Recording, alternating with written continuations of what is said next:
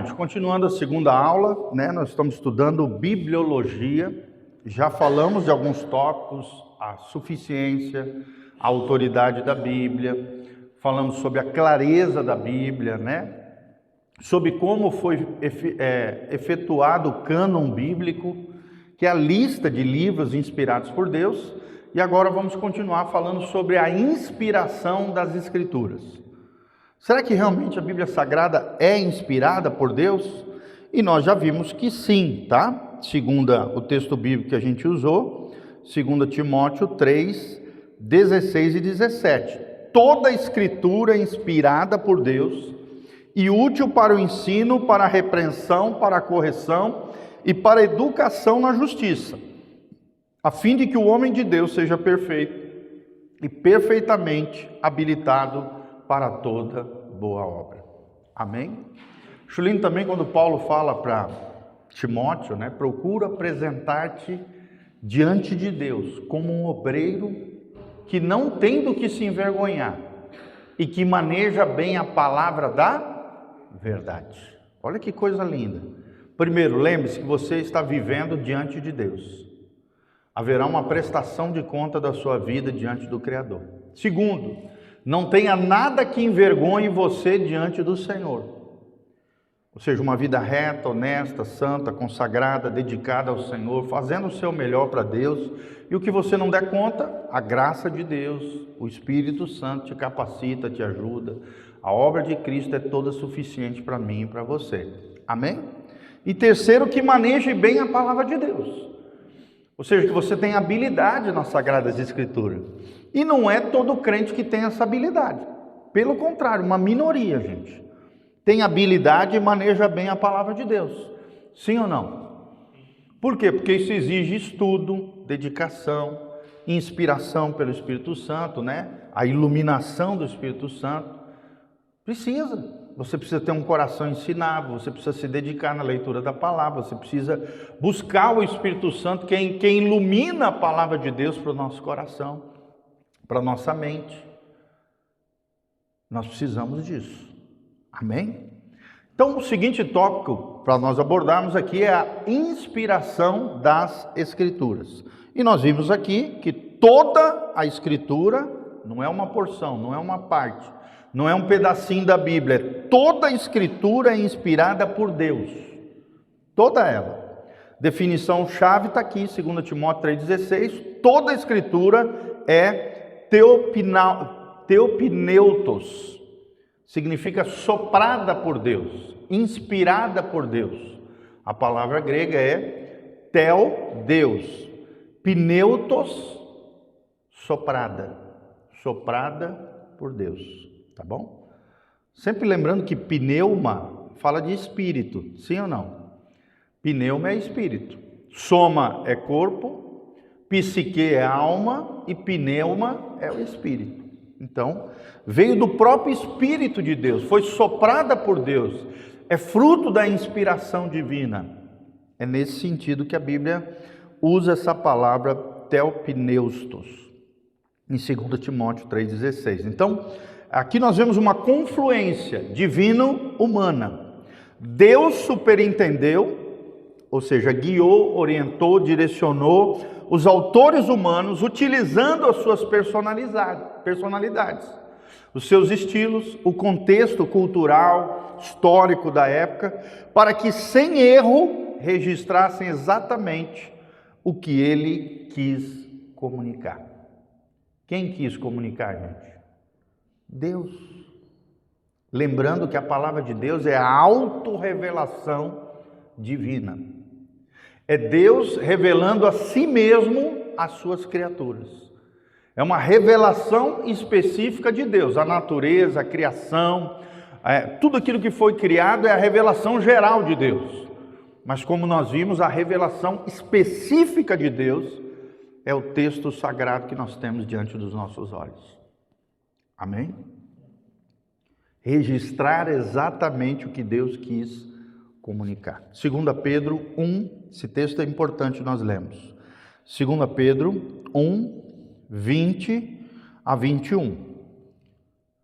Olha só o que diz, 2 Pedro 1, 20 a 21, diz: sabendo primeiramente isto, que nenhuma profecia da Escritura provém de particular elucidação, porque nunca jamais qualquer profecia foi dada por vontade humana. Entretanto, homens santos falaram da parte de Deus, movidos pelo quê, gente? Pelo Espírito Santo. Então foram homens movidos pelo Espírito Santo. Deus continua falando com a sua igreja, gente? Através de pregadores que utilizam a revelação específica de Deus, a Bíblia? Sim, homens e mulheres, seres humanos, inspirados por Deus, movidos por Deus, continuam falando. Agora, precisamos entender que tudo aquilo que a gente fala tem que ser inspirado na palavra de Deus. Porque a palavra de Deus é que é a inspiração de Deus para mim e para você. Amém? Então, aqui o termo utilizado é inspiração plenária verbal. Ou seja, toda a escritura plenária e as próprias palavras verbal foram guiadas pelo Espírito Santo para garantir o que, gente? A verdade de Deus.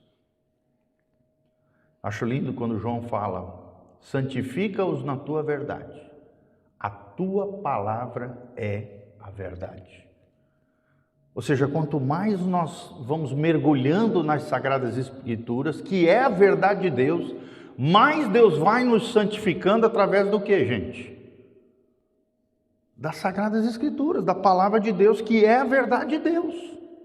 Olha como diz o versículo: santifica-os na tua verdade, a tua palavra é a verdade.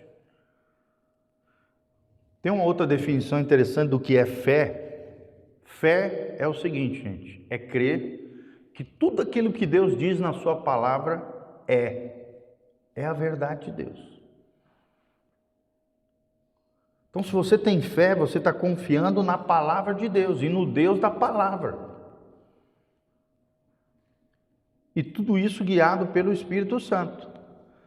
Então, a inspiração das Escrituras também tem um mecanismo, ou seja, um mistério, mas não um ditado mecânico. Os autores foram ativos no processo e estavam conscientes, eles não entraram em transe, né? Igual tem algumas religiões aí que o cara entra em transe e aí começa a criptografar. Não é isso que aconteceu com os autores bíblicos. Eles estavam conscientes, eles estavam ativos, mas foram guiados e inspirados pelo Espírito Santo e preservados de todo e qualquer erro humano. Porque o autor das Sagradas Escrituras não é o homem, gente, é o próprio Deus. Ok? Então, outro tema importante com relação à bibliologia é a preservação e a confiabilidade das Escrituras. Como a palavra de Deus foi preservada de forma sobrenatural ao longo de aproximadamente, gente, 3.500 anos. Tem algum livro parecido a esse? Não. Até os dias de hoje dá 3.500 anos. 1.500 entre o primeiro livro e o último livro. E mais 2.000 anos que a gente está agora. 1.900, né, para ser mais exato. 1.920 e poucos anos. Sim. Então, olha só, foi uma preservação divina, gente. Deus, em sua providência, seu cuidado, preservou sua palavra através dos séculos. Deus sempre teve um povo que preservou a palavra de Deus, para que ela chegasse até nós de forma fidedigna. Está lá em Isaías 40, versículo 8.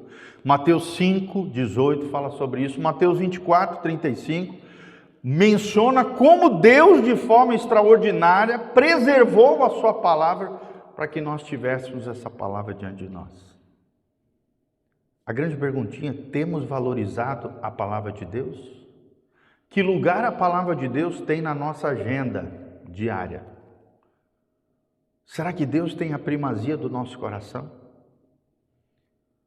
Será que nós valorizamos as coisas de Deus? Que lugar a palavra de Deus tem no meu coração? E qual seria a evidência, gente, dessa preservação e confiabilidade das Escrituras? Primeiro, os manuscritos antigos, como eu falei, mais de 2.000, milhares de manuscritos do Antigo Testamento foram encontrados agora recentemente, os famosos rolos de Qumran, uma região de cavernas, encontrou manuscritos antiguíssimos, lá junto ao Mar Morto, e no Novo Testamento também com notável concordância, ou seja, se você observar os manuscritos antigos, você tiver acesso às línguas originais, traduzindo para os dias de hoje, você vai comparar com os textos que a gente tem na mão, e os textos são verdades, fidedignos e são confiáveis. Amém? Isso é uma coisa sobrenatural, gente. 3.500 anos de história. É ou não é sobrenatural, gente? É. Transmissão, né? Ou seja, teve toda uma transmissão para essa preservação. Esforços meticulosos de copistas, pessoas que copiaram textos e mais textos para que fossem preservados até nós, sejam escribas judeus, israelitas, ou monges cristãos ao longo dos séculos. Muitos monges tiveram essa tarefa árdua de fazer cópias dos manuscritos bíblicos, das Sagradas Escrituras. Esse é um ofício digno, gente? Lindo e maravilhoso? Sim ou não? Sim, claro. E outra questão é a crítica textual, tá? A ciência que compara os manuscritos para reconstruir o texto original com altíssima precisão, especialmente com relação ao Novo Testamento. Nenhuma doutrina central depende de um texto só disputado ou combatido por esse movimento, se chama crítica textual. São pessoas, a partir do século XIX, XX, que começaram a combater o texto bíblico, trazendo elementos históricos, tentando colocar em descrédito a palavra de Deus. Mas mesmo com esse embate, esse combate terrível, que eram de pessoas céticas, que não acreditavam em Deus, agnósticas, né? Pessoas que acreditavam que talvez existisse um Deus, mas não o Deus da Bíblia, pessoas contrárias à fé cristã, não conseguiram destruir nem o cristianismo, nem a palavra de Deus, muito menos a fé dos cristãos. Então podemos confiar que nossas Bíblias modernas refletem fielmente os autógrafos originais. O que são autógrafos originais, gente? São os manuscritos antigos. Mais originais possíveis, quanto mais antigos, mais autógrafos originais são. Amém? Museu do Vaticano tem muito. Os museus da Inglaterra tem vários. Os museus nos Estados Unidos tem um monte. O Museu de Israel, gente, eu tive o privilégio de ir no Museu de Israel. Tem lá a área mais sagrada de Israel. Sabe qual é? É o Museu de Israel. É a parte onde se encontra os rolos antigos que foram encontrados em Qumran, nessa região próximo ao Mar Morto. Ali é o lugar mais sagrado. Tem pessoas com fuzil guardando o texto sagrado, porque para o judeu o texto sagrado, a Torá, os manuscritos antigos, é a coisa mais sagrada que existe. Para você entrar no museu, você tem que passar por um detector de metal, tem todo um cuidado. É uma área de segurança nacional, gente.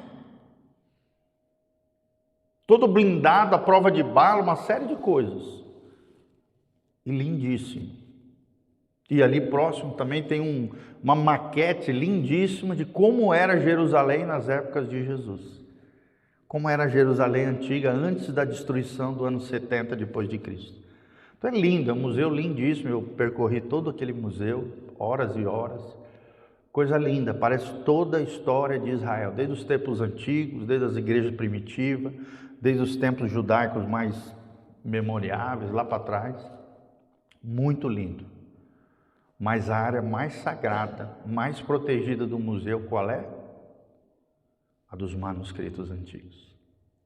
É a área de segurança nacional. Olha como eles levam a sério a palavra de Deus, gente. É um povo que chora diante da palavra. Que tem um lugar na sinagoga, um armário mais bonito possível dentro da sinagoga. eles têm toda uma cerimônia para carregar os rolos da Torá até o armário que guarda um manuscrito da Torá, que é lido na sinagoga para aqueles que ali estão. Então, uma coisa lindíssima, gente, lindíssima mesmo, esse zelo pela palavra, tá bom? A interpretação das Escrituras, princípios básicos, tá? Aqui é só rapidinho, só os princípios básicos, depois nós vamos nos aprofundar mais. A clareza não elimina a necessidade de uma interpretação cuidadosa. 2 Pedro 1:20, Atos 8, de 30 a 31. Mas quais são esses princípios chaves hermenêuticos? Lembrando que a hermenêutica é a arte ou a ciência de interpretar um texto.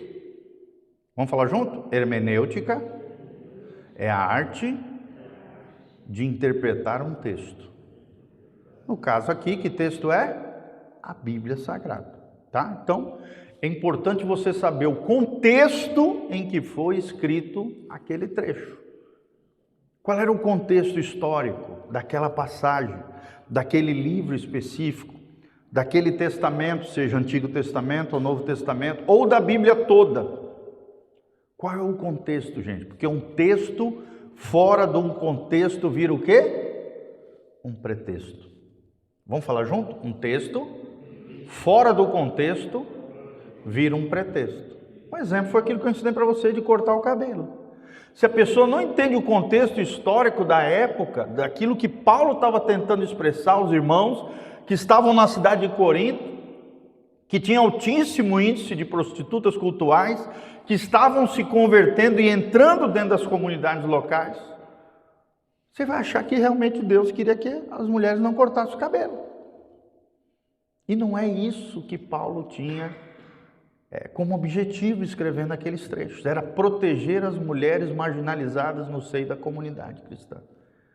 Era guardar, era proteger elas, para que elas não se sentissem constrangidas por adentrarem na comunidade carecas, porque as mulheres que ficavam em recâmaras ao lado dos templos pagãos naquela época, eles tinham, era uma espécie de prostíbulo, tinha o templo central e ao redor tinha várias câmaras, porque os antigos pagãos acreditavam que antes de você oferecer um sacrifício, uma oferenda, você tinha que se relacionar com aquelas sacerdotisas cultuais. Uma prostituição. Que acreditavam que através desses atos acontecia uma espécie de êxtase espiritual que abria portas no mundo espiritual para a oferenda que tu ia entregar para a entidade. Para aquela deusa, para aquele deus pagão com D minúsculo. Vocês estão entendendo, gente? Até hoje, né? Em muitas culturas, o sexo é visto como uma porta que se abre para um êxtase espiritual, uma espécie de caminho para os deuses. O budismo tem isso, o hinduísmo tem isso, várias religiões. As religiões místicas, esotéricas e espiritualistas têm isso até hoje. Tem, mas não tem nada a ver com o cristianismo. O cristianismo combate isso. O cristianismo trata isso como imoral, a não ser dentro do contexto do casamento. Aí é diferente. O casamento tem o pacto nupcial, o matrimônio, a aliança do casamento, que libera o casal a ter intimidade, desde que eles estejam debaixo do matrimônio, da aliança conjugal. Ali debaixo é uma relação abençoadora, que une o casal e gera filhos para a glória de Deus. Fora disso é amaldiçoante. Abre porta para demônios, não para Deus. E pode sofrer perseguições espirituais e insatisfação crônica nessa área. Sim. Eu já expulsei vários demônios ligados à sexualidade, gente. É o demônio mais barrelinha que tem, mais vagabundinho, mais sem vergonha que tem, e mais comum que a gente enfrenta são os demoninhos barrela, michuruca da área sexual, que é o que mais tem, infelizmente. Sim ou não? Infelizmente, tá bom? Então, é necessário avaliar o contexto. Segundo, o gênero literário. Era uma lei do Antigo Testamento, era uma história do povo de Israel, era uma poesia hebraica, como por exemplo os Salmos, era um evangelho, né, um ensinamento de Jesus, era uma epístola, uma carta pastoral, ou era uma revelação de Deus como Apocalipse? Você precisa saber qual é o gênero literário.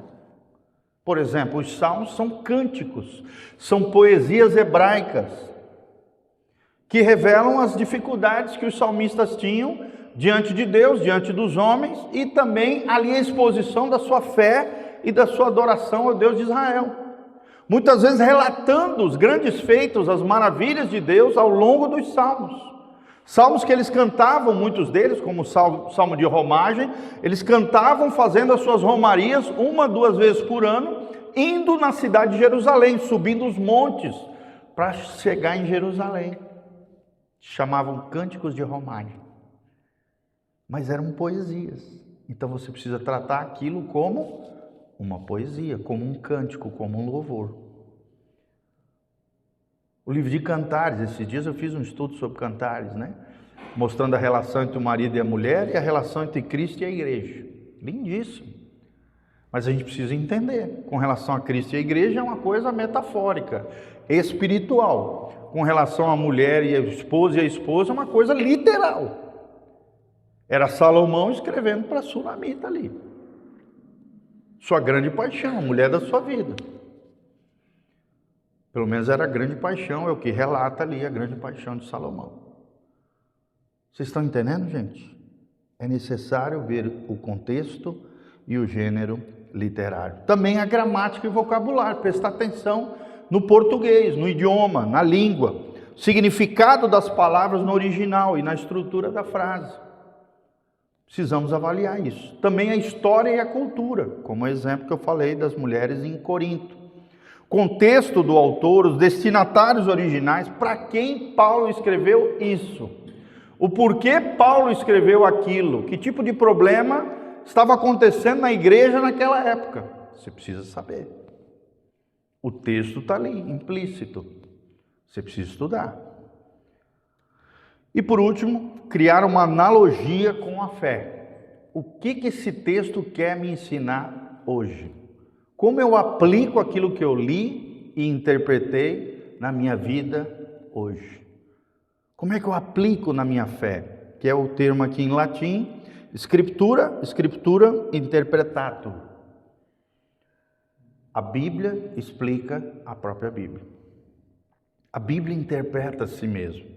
Passagens mais claras iluminam aquelas que parecem ser mais obscuras. Amém? Vamos falar junto? A Bíblia explica a própria Bíblia. Então entenda isso. A Bíblia explica a própria Bíblia. E por último, o papel do Espírito Santo. O Espírito Santo é quem ilumina o entendimento do crente. 1 Coríntios 2, de 12 a 14. Mas não substitui o estudo diligente. Não adianta dizer, o Espírito Santo vai me iluminar, na hora ali eu vou me inspirar. Não. Você pode ter inspiração do Espírito Santo, você vai ter e deve ter iluminação do Espírito Santo, mas você precisa estudar aquilo que você vai falar. Isso aqui eu tive que estudar, gente. Eu estou uns 3 dias estudando isso aqui, desde domingo. Amém? Desde domingo, segunda e hoje. Manhã toda, terminei quase na hora do almoço. Tem que estudar. Não é brincadeira. Mesmo quem sabe tem que estudar. E tem que confiar que Deus também vai te inspirar. Fala comigo, tem que estudar, mas também confiar em Deus. Não posso confiar só no meu braço forte, só na minha capacidade, só na minha mente, só na minha carne. Não confia na tua carne, mas faça a tua parte. Amém, gente? Glória a Deus. Quantas vezes, no mínimo, a gente tem que ler o texto bíblico? 5 vezes. Tem até um método, como eu falei, método indutivo, que é ensinado muito na Jocum, Jovens com uma Missão. Tem um curso que dura 3 meses. Você lê o Novo Testamento 5 vezes, para você dominar, aprender a interpretar corretamente, dominar o texto bíblico. A coisa incrível, gente. Tenta fazer isso. Pega um capítulo da Bíblia, leia 5 vezes. Você vai ver como você vai dominar, praticamente memorizar aquele trecho das Sagradas Escrituras. Você vai ter domínio do texto, o texto vai estar dentro de você. É uma coisa incrível, gente. É uma coisa incrível. Amém? Então, concluindo aqui, quais são as implicações para a nossa vida hoje, gente? A Bíblia Sagrada, ela nos traz um resumo dos atributos de Deus. Eu não sabia, estou fazendo uma especialização, né, com o pastor Josadac, os maiores especialistas nessa área de Salmos. Ele tem um material escrito, gente, com mais de 1.500 páginas só dos Salmos. Então imagina tu ter aula com um cara que tem um domínio da Bíblia fenomenal e escreveu 1.500 páginas só dos Salmos. Ele diz que tem Salmo, tem mais de 100 páginas, gente. Meu Deus. Então assim, amados, é interessante, ele fala isso para nós. Não existe livro melhor da Bíblia do que o livro dos Salmos, para a gente aprender quem é Deus, quais são os atributos de Deus, quais são as características de Deus. Nós começamos a ensinar agora, domingo agora à noite, a onisciência de Deus. Depois nós vamos estudar a onipotência de Deus, a onipresença de Deus, e assim a gente vai estudando. A independência de Deus, ou a autossuficiência de Deus, que é a mesma coisa. A santidade de Deus, a justiça de Deus, o amor de Deus, a misericórdia de Deus, a graça de Deus. Os atributos de Deus estão onde, gente? Na Bíblia Sagrada. Ali nós vamos ver o resumo dos atributos, tanto da palavra de Deus, a sua autoridade, a sua inerrância, a sua clareza, a sua suficiência e a sua necessidade. O que nós vimos hoje. A autoridade da Bíblia, a inerrância da Bíblia, a clareza da Bíblia, a suficiência da Bíblia e a necessidade. E também vimos que a Bíblia é o fundamento da vida do crente, gente. Fala comigo, a Bíblia é a palavra de Deus, escrita, inspirada e preservada. Preservada por quem? Pelo próprio Deus. Então esse é o nosso fundamento. E quais são as implicações práticas? Quer dizer, agora a gente traz para o chão da vida. O que isso tem a ver com a minha vida cristã? Como é que eu pratico isso? Primeiro, a Bíblia, como eu falei, precisa ter autoridade suprema na tua vida. Você precisa se submeter a ela, em fé e em prática. Tem muita gente que diz que tem fé, mas faz tudo o contrário à palavra de Deus. Essa fé é viva ou morta, gente? Morta. Eu conheço a Deus, mas faz tudo errado que Deus mandou fazer. Você não está nem aí para Deus. Você não está nem... Quanto mais você ama a palavra de Deus e coloca ela em prática na sua vida, mais você ama a Deus de verdade. Falar de Deus é fácil. Agora eu quero viver o que Deus diz na sua palavra. Esse é o desafio, gente. Falar de amor é fácil. Agora amar é fácil?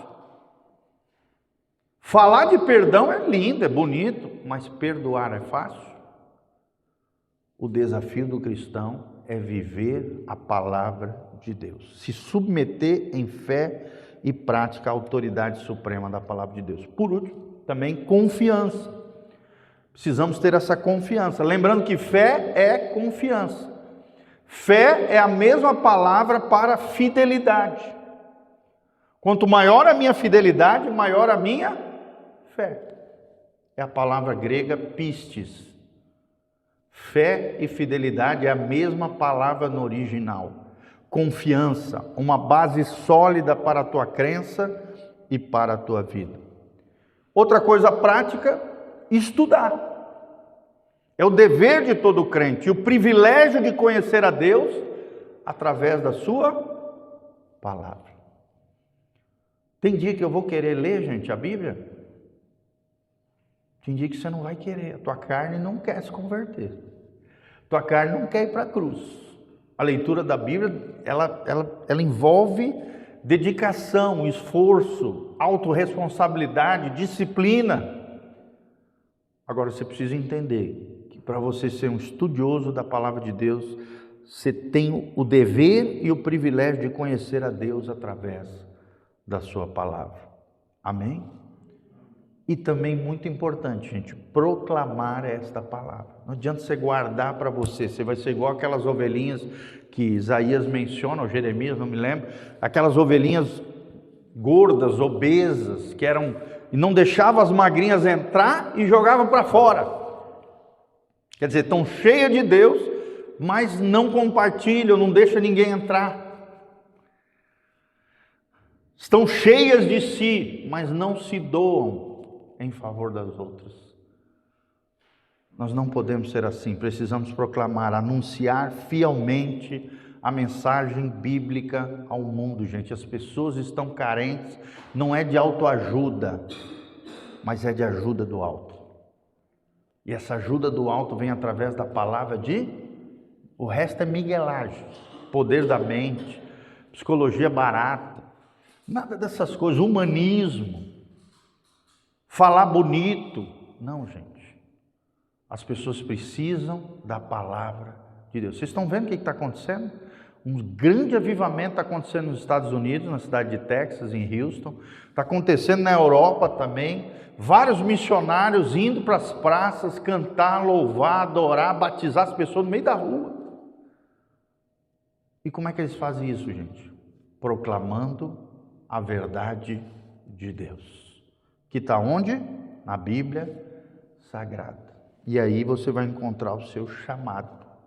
Engajar-se com as Escrituras como o meio principal pela qual Deus fala ao seu povo. Será que Deus fala com o seu povo hoje? Sim ou não? Sim. Você quer ouvir Deus falar, irmão? Abra a Bíblia. Você quer ouvir a voz de Deus? Você não precisa correr atrás de irmã Doquinha, profeta fulano de tal, apóstolo tal, bispo tal. Abra a Bíblia Sagrada e diga: Senhor, fala comigo. Ora antes de ler a Bíblia. Fala: Espírito Santo, me ilumina para entender esse trecho da palavra de Deus. Senhor, fala o meu coração. Não aquilo que eu quero ouvir, mas aquilo que eu preciso ouvir através da tua palavra. Amém? Gostaram da bibliografia? Bibliologia, desculpa. Bibliografia é outra coisa. Bibliologia. Vamos falar junto? Bibliologia. Então nós falamos, só para finalizar aqui, nós falamos sobre a autoridade da palavra de Deus, falamos sobre a inerrância da palavra de Deus, falamos sobre a clareza da palavra de Deus, falamos sobre a suficiência de Deus e falamos sobre a necessidade da palavra de Deus. Resumindo, se resume em 3 coisas. A palavra de Deus, ela é inerrante, infalível e toda suficiente. Vamos falar junto? A palavra de Deus é inerrante, ela é infalível e ela é toda suficiente. Para fechar, ela é a nossa regra de fé e de conduta. Ela é a bússola do crente. Ela é a lâmpada para os nossos pés e luz para o nosso caminho. Amém? Pode se colocar de pé, vamos orar ao Senhor, fechando e encerrando esse assunto, tá bom? Que bom que eu consegui terminar. Eu vou terminar um pouquinho antes, para a gente fechar, tá? Fechamos esse bloco. Na outra aula a gente continua. Nós vamos ver a teologia, cristologia, antropologia, tá? E soteriologia. Eu acho que é o que vai dar para ver nesse semestre junto aqui. A doutrina de Deus, nós vimos hoje a doutrina da Bíblia, que é o fundamento. A partir delas tem as outras todas. Depois nós vamos ver a doutrina de Deus, a doutrina de Cristo, a doutrina do homem e a doutrina da salvação, se Deus assim permitir. Amém, queridos? Amém? Vamos orar então. Não, ainda não, deixa eu só terminar a oração. Pai, no nome de Jesus, nós queremos encerrar essa aula, Pai, onde aprendemos o valor das Sagradas Escrituras para nós. Nós vimos que a palavra de Deus tem toda a autoridade para reger a nossa vida, para reger a tua igreja, para reger, ó Deus, as pessoas, direcionar os nossos passos, porque ela é lâmpada para os nossos pés e luz para o nosso caminho. Ela é bússola do crente, é a nossa regra de fé e de conduta. Aprendemos também que a tua palavra, ó Deus, é inspirada por Deus, ela é inerrante, ela não contém erros nos seus escritos originais, ela tem clareza, até as pessoas mais simples podem aprendê-la, compreendê-la, porque é o teu Espírito Santo que ilumina a palavra de Deus nos nossos corações, gerando a vida de Cristo, gerando transformação de vida, de alma, de vida interior no Senhor. Pai, também a tua palavra é toda suficiente. Tudo aquilo que nós precisamos com relação à salvação, à fé e à vida cristã é contida na tua palavra, Pai. Por isso nós queremos conhecê-la cada dia mais. Que a tua palavra tenha supremacia e primazia no nosso coração. Ó Deus, que possamos reconhecer a necessidade da tua palavra, Pai, e possamos aceitá-la como verdade suprema da nossa vida, Pai, do nosso coração. Guia-nos, ó Deus, pelos caminhos de vida, guia-nos pelos caminhos de salvação, livra-nos do erro, da heresia, ó Deus, de qualquer desvio e engano do mundo moderno, Pai, dá-nos um apreço pela tua palavra, assim como os homens e mulheres, os grandes personagens do texto bíblico, da história da igreja, muitos deles tiveram que dar a sua vida para a preservação desse livro tão lindo e maravilhoso que nós temos hoje como privilégio diante dos nossos olhos. Fala conosco, Pai, através da tua palavra, ministra ao nosso coração. É o que nós te pedimos de todo o coração, em o nome de Jesus. Amém e amém. Amém, gente? Um abração. Pode fechar ali, tá? O vídeo. Deus